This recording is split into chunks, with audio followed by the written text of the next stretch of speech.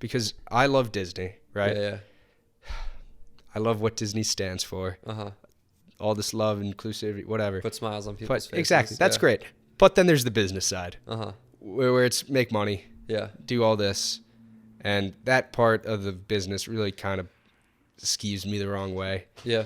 How do you think they're just milking these products for everything they have? It's perspective, right? Yeah. Like you could look at it, like there are times where I'll look at the business side, I'll be like, okay, little cynical to like not do original stuff, but at the end of the day, original stuff that they do like under the Pixar banner, the goal is still to make money. Like that's what anyone's goal is in life. Like your primary goal can be to be happy or to make other people happy. But like at some point you got to be able to support yourself. And obviously like they're not, in danger of like going under. Like they're going to be, probably the last studio standing if others do end up going out of business. I mean, they're going to buy them all. Yeah, exactly. Like who knows? But either way, I remember looking originally at like the Marvel shows as like, is this milking it? And like objectively, yes. Like what you're doing is taking a successful IP and translating it to Disney Plus, and then people will subscribe because like they're already hooked on it. And if you're like a super big fan of the universe like I am, or like you cover it for a living, like you're gonna need to tune in.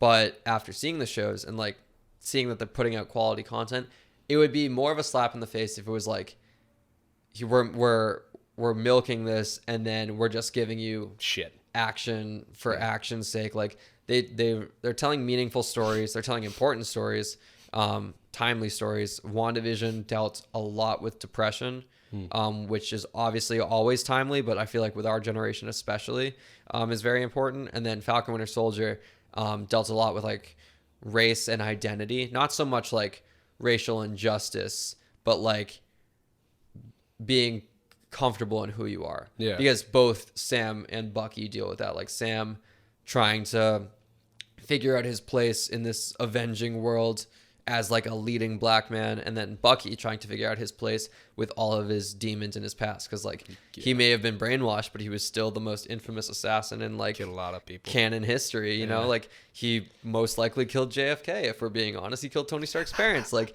it might have been someone else in control, but like he was the one who still pulled the trigger. So like they're telling stories that are very important. Like obviously no one watching can relate to, being a 7-decade assassin, but you might be like, oh, I messed up earlier in life and I want to work to mend relationships.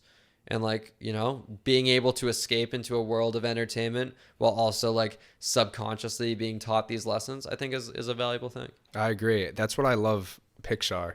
Yeah. I love Pixar for that. They're my probably favorite. They're a studio. Yeah. They're a sub studio. Yeah. Like Disney is the studio, and then like Marvel Studios is a studio, Lucasfilm is a studio, Pixar is its own studio. Okay. Yeah. So I love Pixar because it really does feel like every story they have is trying to teach a lesson. Yeah. And I love that. I think that going back to Ready Player 2, if you have this higher up position, I feel like you're obligated to do good. And I'm going to push your point a little bit, saying that money is the goal, because I think that can't be the goal. It shouldn't be. It shouldn't be. I think it'll always be a sub goal. It has to. Yeah. You need to be able to supply yourself. Money obviously makes things easier. Yeah. For me, the foundation of everything, you need a solid foundation to build a good building or anything. Yeah. And when your foundation's money and your goal is money, you don't care about all this other stuff. And I feel like track of reality. Yeah, exactly. And I do think Disney is in such a position where they could do so much good, and they do good. Nice. Nice. I'm such a child. We get into like deep philosophical conversations. And then I say still still laughing at doo-doo. Yes, that's me. That's the beauty of this podcast. Exactly. Yeah, but they need, if they can shift their goal to say, hey, you know what? We're going to cut on, I know it's so hard for a business to do this in this day and age, but eventually, even if they could do little things like let's make our movies so they can help people. Yeah. Let's show these kids that aren't comfortable in their own skin that, hey, you have this superhero that's insecure. That shit's awesome. Like DC was doing it too with Wonder Woman, like Wonder Woman 2. Yeah. I thought they did a great job about talking about how this badass bitch is not happy with who she is, and this cat woman, okay, it was weird. The cheetah. Yes, the cheetah. Strange. Was looking at her and thinking she had it all, and they were looking at each other saying, "Oh, I wish I was you. You're so happy with who you are," and her saying, "Oh, I wish I was you. You're so big and powerful." Yeah. And it's important to teach us this, because that's my favorite part about movies. Because I watched movies every weekend with my dad. Like, I'd visit my dad, and we would just go watch 2 movies a weekend. Yeah. And that was my life for like a while. Yeah. And I learned so much, because I think you can learn a lot from your own life experiences, but you could also learn a lot from watching other people's life experiences. Big time. And when it's a good movie with good plot and good characters, that's why I said I love character stories. Yeah. You can learn so much from them. And I really think Disney is doing a good job in focusing on that. And I really do hope they keep tackling like these big issues so they can actually help the public, because you need to give hope to kids. You really do. I think a cool thing I was thinking about, my teacher for my moral philosophy class was talking about hope. And without hope, she used the example of if you're stuck on like Antarctica, okay, or on a mountain, whatever, somewhere, and your plane crashes and you don't have hope, you're just going to die. But if you have hope and say, hey, all I need to survive is like a day or 2 days, 3 days, just so someone can see my beacon and rescue me, you'll keep surviving. But if you just give up, you're done. So I thought without what I wrote it in my textbook so I would remember it. But hope gives a chance. Yeah. Hope gives us a chance. If we have hope, it's better than no hope. So even if we don't think logically that something can happen, like, hey, with this, whatever, with direct or bad role models, if we don't think, if we don't hope that it can be something, it never will. Yeah.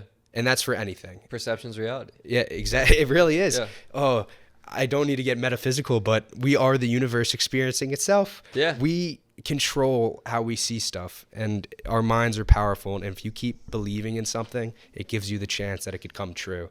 And that's why it bothers me to see people just, when they hit the first obstacle, they just give up. Like, I can't do it. Well, fuck. If you can't hop over the fence, maybe walk around it or dig under it or cut it down. There's always an answer to a problem. This freaking chair. But every problem has a solution, and I'm so keen on that. It might be hard to find, and you might not be able to solve it with the information you have now, but you can't do calculus without algebra. You know, you need to take steps to get there. Oh yeah. So I don't know how I got here, but yeah, I do think Disney needs to keep their hope, and I hope they keep providing hope. Yeah, keep providing hope and stick to their. I keep saying that word, but I want them to continue doing what they say they're doing, and not get sucked into this money. Because I really do think that's where the world's where it is falling apart into. Yeah. We need to be one with each other. Yeah. You know, that'd be nice. Be human again. Right? Let's be human again. Yeah. That's a big thing. It is. With Disney and everything, like I do feel like they have adhered to that philosophy like better than other studios, but it's so easy to like fall into that trap. And like we circle back. Wow. Yeah, like it's all connected. All these conversations are connected. Everything is. The beginning thing about how you never want to get complacent, and like you always want to keep striving to do better and better. It's the same for big brands and companies and all that. Like, if you ever fall into the trap of like just putting out content for content's sake, like what's the point? Like, you got to tell meaningful stories. You can't just like, because at least with Marvel, I mean, Star Wars has had their fair share of cash grabs, but like all the shows we've seen so far have been meaningful, and I think they will continue until I'm proven wrong. Like the next one is Loki. That seems like it's going to be awesome. Crazy. Yeah. Crazy awesome. I don't really know, like, WandaVision, it was easy to see, like, okay, this is going to be a show about grief. And then Falcon Winter Soldier was easy to see, okay, like, racial justice and all that. Loki, I don't know what the big theme is going to be. Mischief, right? But there will be some sort of, like, there's got to be some sort of, like, underlying emotion that they drive home, because that's what all the shows have been doing so far. So, like, yeah, none of the shows have felt like a cash grab. Once you fall into that trap, I feel like that's when you start to lose touch with your audience, because at least as a kid, you can't tell, and you just have the blinders on of, like, oh, like CGI pretty, like big lights, big explosion, like colorful costumes. But as you get older, you start to see things for what they are, and, like, okay, you know, Captain America rolls up to Tony Stark's house in Endgame driving an Audi. I'm like, that's because Audi paid them a lot of money to make sure that car was front and center in that shot. Yeah. And, like, as a kid, you don't think twice about that. But because, like, the story was good, I only noticed that upon, like, my fourth rewatch, because, you know, you start to notice things you didn't notice the first time. But, like, if you can look beyond that in your first rewatch, that means it was a good story, which means it served its purpose. Fair. So, like, I don't know, the movies that are cash grabs from the jump, you notice the product placement, you notice the lines that are specifically written to move a certain idea or product or whatnot.